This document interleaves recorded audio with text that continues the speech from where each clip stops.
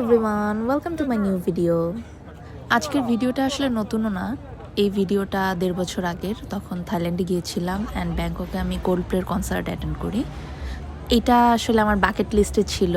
সারা জীবনে একবার ইচ্ছা ছিল আমার কোল্ডপ্লের কোনো কনসার্ট অ্যাটেন্ড করা। ফাইনালি 2024 সালে আমার এই স্বপ্নটা পূরণ হয়। কনসার্টের এক্সপিরিয়েন্স যদি আমি এক কথায় শেয়ার করি, ইট ওয়াজ magical.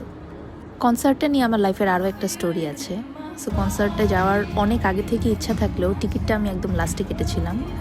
One of the reason is আমার লাইফে তখন অন্য কোনো কিছু একটা প্রায়োরিটি ছিল অ্যান্ড আই থট আগে টিকিট কাটলে হয়তো আমি কনসার্টে অ্যাটেন্ড করতে পারবো না। But life is always unpredictable. একদম এন্ড মোমেন্টে এসে আমি টিকিটটা কাটি অ্যান্ড এখন মনে হয় আমি এই কনসার্টে যদি অ্যাটেন্ড না করতাম সারা জীবন রিগ্রেট করতাম যে এত কাছে এসেও কনসার্টটা আমি অ্যাটেন্ড করিনি।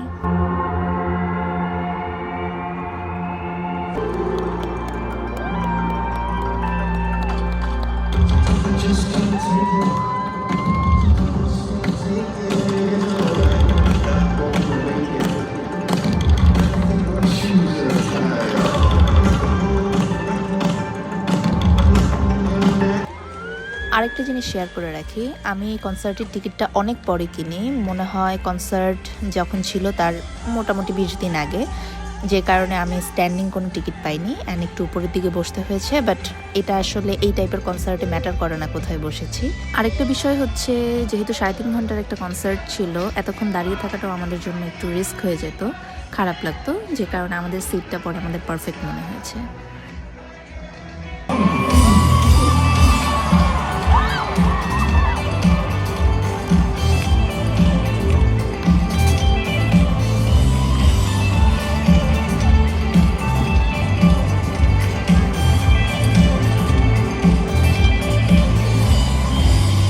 এই ভিডিও ক্লিপসগুলো আমি যতবার দেখি ততবারই আমার গুজবাম্পস হয়। আমার মাঝে মধ্যে বিশ্বাস করতেও কষ্ট হয় যে আমি আসলেই কোল্ডপ্লের একটা কনসার্ট অ্যাটেন্ড করেছি। কোল্ডপ্লের এই ফিক্স ইউ গানটা আমার লাইফের অনেক আপস অ্যান্ড ডাউনসে আমাকে আবার নতুন করে স্টার্ট করার সাহস জুগিয়েছে। আমি কোনো দিন ভাবতেও পারিনি যে আমি আসলে সামনাসামনি কখনো এই গানটা কোনো একটা কনসার্টে উপভোগ করতে পারবো। গানটার সাথে আসলে এত ইমোশন জড়িয়ে আছে আমার। সো যখন ক্রিস মার্টিন গাচ্ছিল আমি নিজের অজান্তেই কান্না করে দিয়েছিলাম। ক্রিস মার্টিনকে একদম সামনাসামনি দেখার একটা আফসোস যদিও এখনো পর্যন্ত আমার আছে অ্যান্ড আমি আরেকবার আসলে এই কনসার্টটাই যেতে চাই। সেটা দুনিয়ার যেখানেই হোক, হয়তো দুনিয়ার অন্য কোনো প্রান্তে, বাট আমি আসলে যেতে চাই। Thank you for watching.